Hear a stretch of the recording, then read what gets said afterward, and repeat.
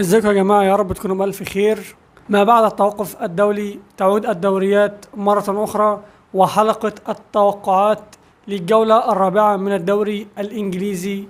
أول ماتش هيكون ما بين أرسنال ونوتنغهام فورست. أتوقع فوز أرسنال. بورنموث وبرايتون، أتوقع تعادل. كريستال بالاس وساندرلاند، أتوقع فوز كريستال بالاس. ايفرتون واستون فيلا، اتوقع تعادل. فولهام وليدز، اتوقع فوز فولهام. نيوكاسل وولفرهامبتون، اتوقع فوز نيوكاسل. ويست هام وتوتنهام، اتوقع فوز توتنهام. برنتفورد وتشيلسي، اتوقع فوز تشيلسي. بيرلي والمتصدر ليفربول، اتوقع فوز ليفربول.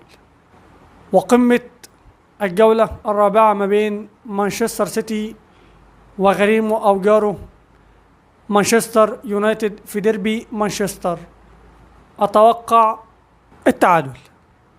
وبس كده.